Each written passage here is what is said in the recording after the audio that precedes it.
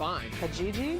I think it's Hygge. It may be hard to pronounce, but who cares? The DIY project that could be the key to a cozier home. Plus, I can't do this. neither can we.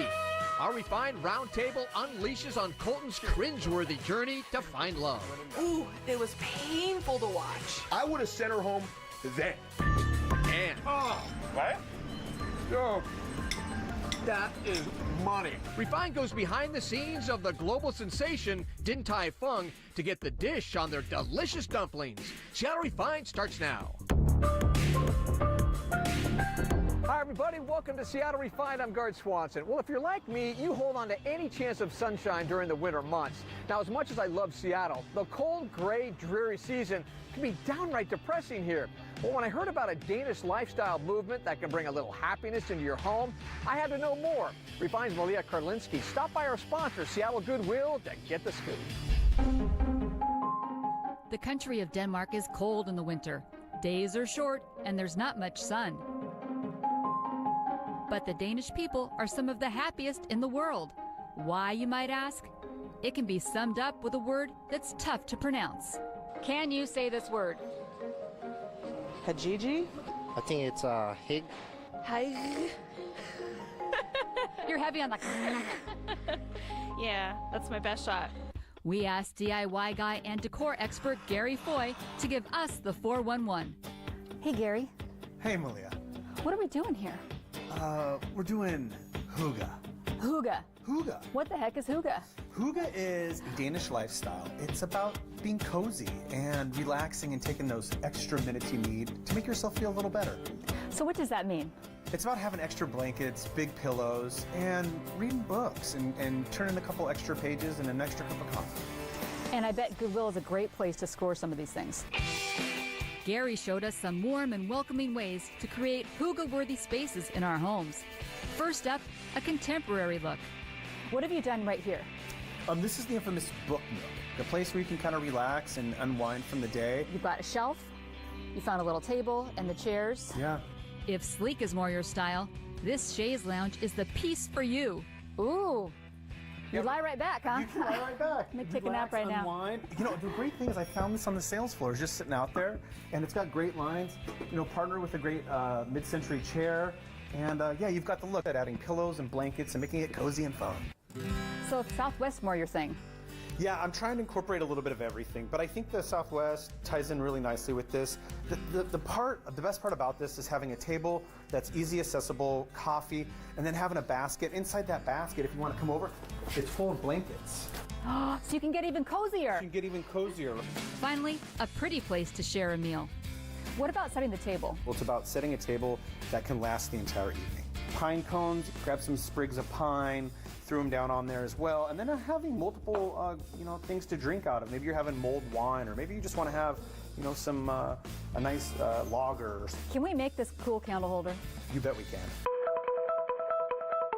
I'm just bringing a little bit of the outside in. You know, you might have some branches on the ground, and this is just an old vase, actually. Grab some pruners, burlap, scissors, glue gun, and a flameless candle. All right, the first thing you want to do is just start working through your pile of sticks and twigs, right? Okay, and we're just going to start gluing them? And we're going to start gluing them. So I just run a nice bead of glue. Then I just start working my way over that. Hold it in place until it dries, and I do the next one. So now we've got all of our twigs attached. Next step? Burlap. Burlap it. So what I do is, because I want to create like this kind of, did you see this little bow? It's like a fake bow. Yeah. You want to add a dab of glue there. Yep. And then all I'm going to do is fold in one corner like this, and then I'm going to put a dab of glue there. Then I'm just going to take this guy, and I'm going to wrap him on the bottom, and then attach it in the back. Malia, do you want to do the honors and put the candle in? I would love to. So we've got our twigs, we've got our burlap, and all that's left is this faux candle. Faux candle. Voila! Boop! Big part of this Hygge? Hygge is sitting around drinking coffee and tea, which I love. Yes. But you said we can actually make our own mugs? Yeah, so we're going to put our own graphics on these mugs. But you actually made this one already. I did. What do you need for this project? Mugs, scissors, rubber cement, Mod Podge, dishwasher safe. So it can actually go in the dishwasher. That's crazy. Top rack. All right.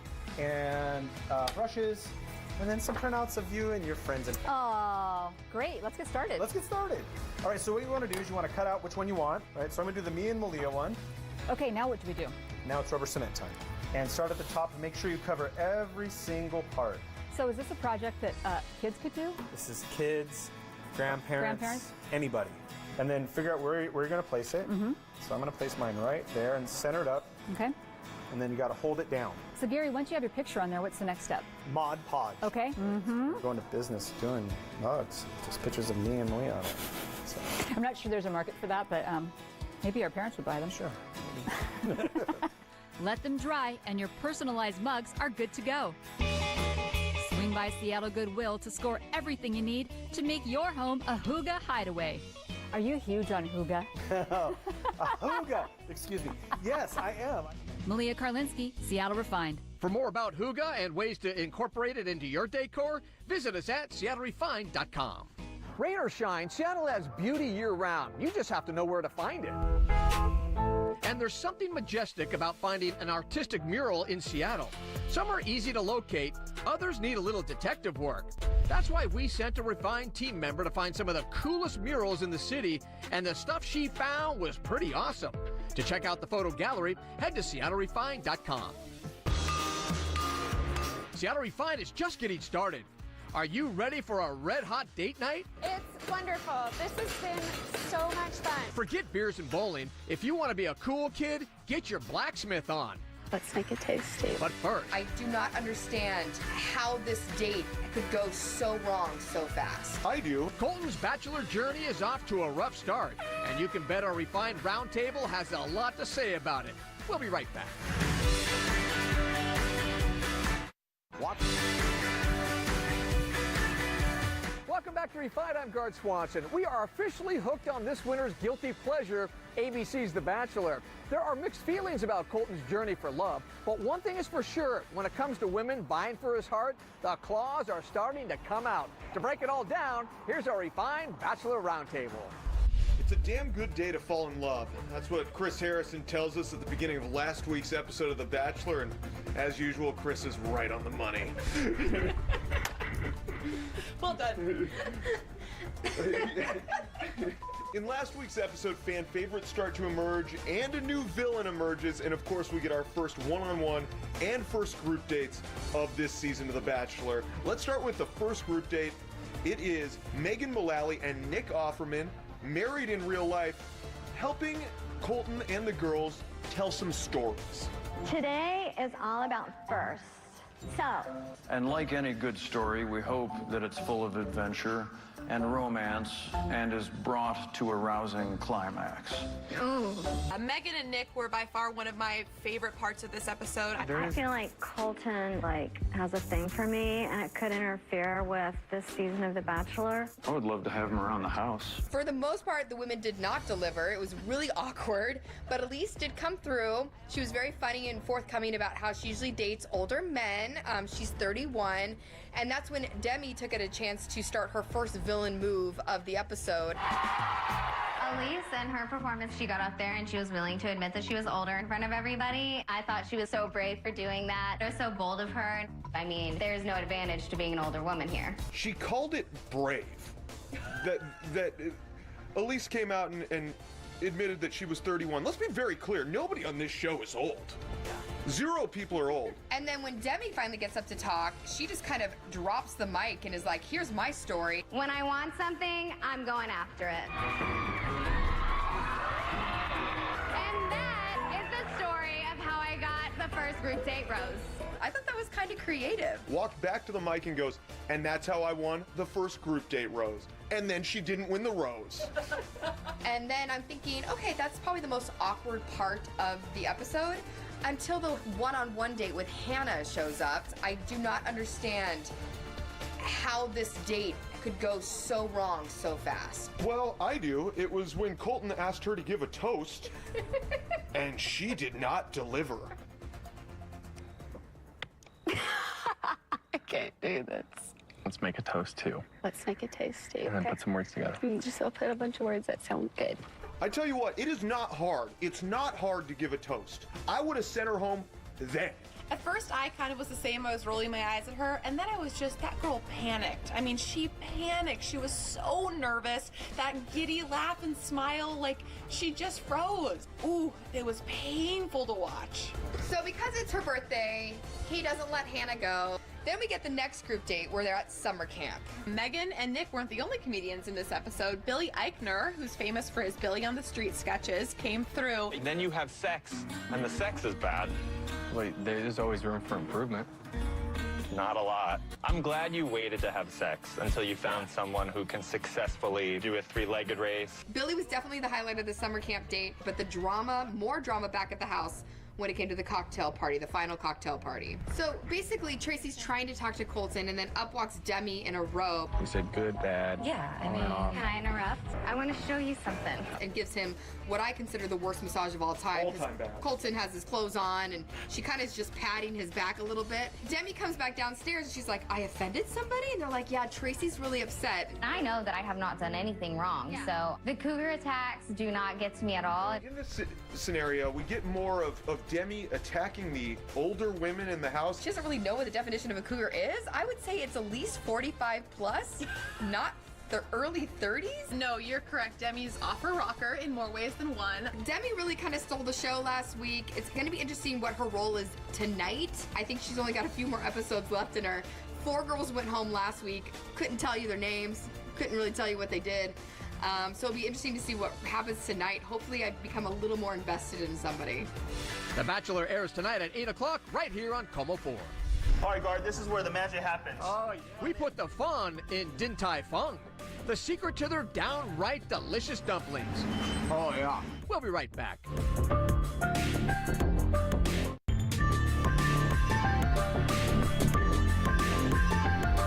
Welcome back to Refined. I'm Guard Swanson. You know, there's something about the cold weather here in Seattle that has our Refined team craving serious comfort food. And for a lot of us, that means dumplings. There's no shortage of spots in the city to indulge. Right now on SeattleRefined.com, we've created a list of the best places to eat steamy dumplings in Seattle. From a hole-in-the-wall restaurant to a crowded lunch spot. To check it out, head to our website. But when it comes to delicious dumplings, the obsession is real at Din Tai Fung. It's a global sensation, and there's almost always a line to get in. I headed to the Pacific Place location to see what makes their dumplings so dynamic. One step inside Din Tai Fung downtown, and you know it's something special. The atmosphere is stunning, and the food is even better. The menu is stacked with an incredible lineup of eats, from outstanding appetizers, soups, pork, and desserts. You could say they're on top of the world when it comes to cuisine. You can talk about the downtown view, but it's the dumplings here. That's the real star, right? We're very fortunate. We're very fortunate. Din Tai Fung has been around for about 60 years. It started as a mom and pop store in Taipei, Taiwan, and now it's a global phenomenon. The dumplings are phenomenal. Almost everything you see on the menu is handmade from scratch. It takes an army of people to run this operation. Yeah. But we believe this is why we're successful and why people continue to come back, because we take the product very seriously, and as much as we can, we make everything from scratch on a daily basis. They're quite delicious. We did a classic pork and then the pork and crab. They're very delicate, and yeah, I like the rich soup in them, so they're perfect. All right, man, your dumplings sound delicious. Can we go make some? Absolutely, guard. Let's do it. Let's do it. All right, guard, this is where the magic happens. Oh, yeah. Come on in. Wow, you guys are busy back here. Yeah, so I'll walk you through the simple 3-step process. Okay. First, you're gonna have to do the rolling of the dough to make it into a circular shape. Second, you have to do the filling, which is putting the pork and the stuffing into the circular shape of the dumpling skin. And that's pork, you said? That's the pork, yeah. And the last step, the most crucial, and their window to success. And the big secret why these dumplings are so delicious, and why locally, over 2 million guests consumed over 7 million dumplings last year alone. The third and last final step of the assembly process would be to actually wrap the dumpling. Can I do that? Absolutely, I'm gonna show you how to do it. Okay. So we'll grab this. Here's one for you. Okay. I'm gonna grab for myself. What you wanna do is use your left thumb, place it in the middle, kind of hold it in place. Like this? Use your 2 other fingers and just start kind of wrap, turn, and turn. There we go. So on average, what we've learned is 18 fold is about where we like every single one of these dumplings. And why 18? Because after years of testing, we learned that if it's too many, then it gets too doughy and the texture doesn't taste as good. Oh. If it's not enough fold, then it won't hold the dumpling when you steam it, it'll break. Okay, let's look. Let's compare to see whose is better. There's mine. Let's just grab this one. So, which one did I make? I think you better keep your day job. That's awful, isn't it? Let's go eat. But all right, let's go. Let's steam them up. Let's steam them up. I haven't had anything like that in Minnesota, so I had this one time. I took out an Asian here and just keep coming back. Back in the kitchen, the fresh handmade dumplings are placed on top of these steamers for about 5 minutes. But before we start gobbling down these darlings, you need the right combination of sauce. 1 part soy sauce and 3 parts vinegar. And there's a traditional technique to eating these delicate dumplings. So what we want to do is use the chopstick, pick up the dumplings from the tip, poke a little hole so that the spoon is catching the broth that's coming out of it. See all the soup? Oh, a lot of it's coming That's the out. magic right there. What I like to do is drink the broth first. Okay. Ooh. Flavorful, right? Oh, it's yeah. Now you dip the dumpling into the sauce we just made earlier. Make sure it's hot. Uh-oh, here we go. Oh, yeah. Oh. Right? Yo. That is money. That's a delicious dumpling. Thank you very much. Din Tai Fung has several locations in Washington State, including, of course, Pacific Place, Tukwila, Bellevue, and University Village. We'll be right back. Refine wants to send you on an Alaska Windstar cruise. We're giving away a trip for 2 that includes a 12-night stay. That's right, 12 nights in an ocean view suite. It's an experience you don't want to miss. For complete rules and to enter for a chance to win, head to seattlerefine.com/Windstar. Good luck. Thanks. Welcome back to Refine. You know, we get a lot of emails of people asking about the best places for a good date night. Of course, there are tons of creative spots to choose from. But if you want to impress your date and think outside the box, why not try your hand at a blacksmith class? Here's Refine's John Prentice. So I'm going to grab my hammer, remember in the middle, stand over the anvil, and we're going to hit the tip, back, and forth. Max is a blacksmith at Lawless Ford, a blacksmith studio and school in Sodo. And you'll know when to stop working because the metal will get this dull orange. Strike while the iron is hot. One of the first lessons students here learn about this ancient craft. Lawless Forge is a blacksmith studio that focuses on team events, either colleagues or friends and family. And we've been told more than a few people have gone on dates here too. That's hot. It's wonderful. This has been so much fun. Our students are groups of people. They come into Lawless Forge and they make knickknacks to take home. Anything from chopsticks to wasabi bowls to bottle openers to horseshoe knives. If you can come up with it, you can make it here. Max says a good blacksmith has finesse, skill, and patience. All attributes that can be strengthened here at Lawless Forge. I'm making a chopstick. One of a pair of 2. It's going good. It's, you realize even if you screw something up, you just put it back in the heat and you can fix it. By day, Heidi is a yoga and Pilates instructor. Tonight, she is learning to shape metal with a hammer. Is this something you ever thought you'd be doing? No, absolutely not. But I'm always down to try something new, and I think it's cool that this, has been around for so long. The youngest age we've had come in here was 8 years old, and the other day I had a lady come in and she was 74. You need absolutely no prior experience to do this. Students hammer away, and it may just seem like a lot of noise. But if you focus, a shape begins to emerge. So after all that hammering, you end up with something like this, right? Absolutely. Every single student walks away with their own pair of chopsticks. Everybody gets to take home their own knickknack. Now, how long does it take you to make this? Probably about 10 minutes. And how long does it take these guys? About 2 hours. Life goals. Life goals. I'm here to help. Come on in, I can teach you how to do it. John Prentice, Seattle Refined. Class options at Lawless Forge range from making bottle openers to cheese boards. They can accommodate groups from 1 to 40 people. All right, that's going to do it for today's show. I'm Gard Swanson. Thank you so much for joining us here on Seattle Refined. We'll see you next time.